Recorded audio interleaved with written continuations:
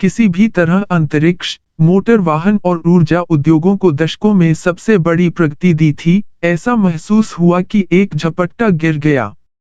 यह 2012 में था कि मैंने यह देखने का फैसला किया कि मस्क पहली बार कैसा था और ब्लूमबर्ग बिजनेसवीक के लिए उसके बारे में एक कवर स्टोरी लिखने का फैसला किया। मस्क के जीवन के इस बिंदु पर, सब कुछ उनके सहायक वफादार उपांग मैरी बेथ ब्राउन के माध्यम से चला। उसने मुझे मस्क लैंड के रूप में संदर्भित करने के लिए आने के लिए आमंत्रित किया। मस्क लैंड में पहली बार पहुंचने वाले किसी भी व्यक्ति को सिर खुजाने का वही अनुभव होगा।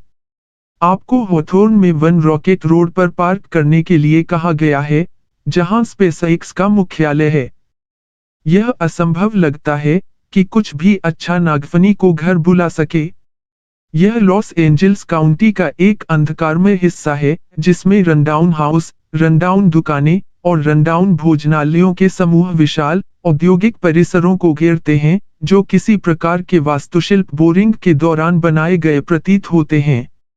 आयताकार आंदोलन। क्या एलोन मस्क ने वास्तव में अपनी कंपनी को इस ड्रेक के बीच में चिपका दिया था? फिर, ठीक है, चीजें तब और अधिक समझ में आने लगती हैं, जब आप एक 550,000 वर्ग फुट के आयत को, शरीर, आत्मा और मन की एकता, सफेद रंग के एक आडंबरपूर्ण रंग में रंगते हुए देखते हैं। यह स्पेसएक्स की मुख्य इमारत है। स्पेसएक्स के सामने के दरवाजों से गुजरने के बाद ही इस आदमी ने जो किया उसकी भव्यता स्पष्ट हो गई। मस्क ने लॉस एंजल्स के बीच में एक ईमानदार से ईश्वर रॉकेट फैक्ट्री का निर्माण किया था। और यह फैक्ट्री एक बार में एक रॉकेट नहीं बना रही थी। नहीं, यह कई रॉकेट बना रहा था, खरोंच से। कारखाना एक विशाल, साझा कार्य क्षेत्र था। पीछे के पास बड़े पैमाने पर डिलीवरी बे थे जो धातु के टुकड़े के आगमन की अनुमति देते थे, जिन्हें 2 मंजिला उच्च वेल्डिंग मशीनों में ले जाया जाता था। एक तरफ सफेद कोट में मदरबोर्ड, रेडियो और अन्य इलेक्ट्रॉनिक्स बनाने वाले तकनीशियन थे।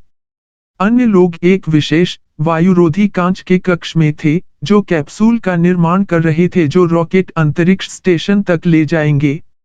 बंदनाओं में टैटू वाले पुरुष वैन हेलन को उड़ा रहे थे और रॉकेट इंजन के चारों ओर तार बिखेर रहे थे। ट्रकों पर रखे जाने के लिए तैयार एक के बाद एक रॉकेट के पूरे शरीर थे।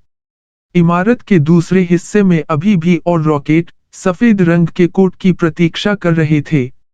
एक बार में पूरी फैक्ट्री में ले जाना मुश्किल था।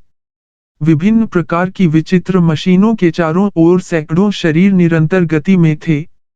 यह सिर्फ मस्क लैंड का नंबर 1 बिल्डिंग है। स्पेसएक्स ने कई इमारतों का अधिग्रहण किया था जो बोइंग कारखाने का हिस्सा हुआ करती थीं, जिसने 747 के लिए फ्यूजलेज बनाया था।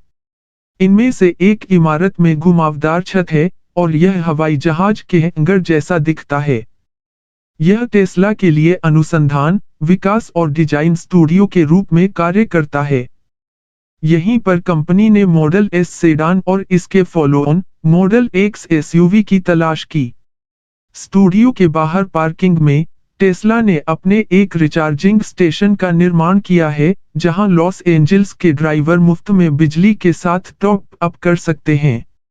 चार्जिंग सेंटर को पहचानना काफी आसान है, क्योंकि मस्क ने एक सफेद और लाल रंग का ओबेलिस्क ब्रांडेड टेस्ला लोगो के साथ स्थापित किया है, जो एक अनंत पूल के बीच में बैठता है। मस्क के साथ मेरे पहले साक्षात्कार में, जो डिजाइन स्टूडियो में हुआ था, मुझे यह समझ में आने लगा कि वह कैसे बात करता है और कैसे संचालित होता है। वह एक आत्मविश्वासी व्यक्ति है, लेकिन हमेशा इसे प्रदर्शित करने का अच्छा काम नहीं करता है। प्रारंभिक मुठभेड़ पर, मस्क शर्मीले और सीमावर्ती अजीब के रूप में सामने आ सकते हैं। उनका दक्षिण अफ्रीकी उच्चारण मौजूद है, लेकिन लुप्त हो रहा है, और इसका आकर्षण मस्क के भाषण पैटर्न की रोकथाम प्रकृति को ऑफसेट करने के लिए पर्याप्त नहीं है। कई इंजीनियर या भौतिक विज्ञानी की तरह, मस्क सटीक वाक्यांशों के लिए मछली पकड़ने के दौरान रुक जाएगा, और वह अक्सर बिना किसी मदद के हाथ या सरलीकृत स्पष्टीकरण प्रदान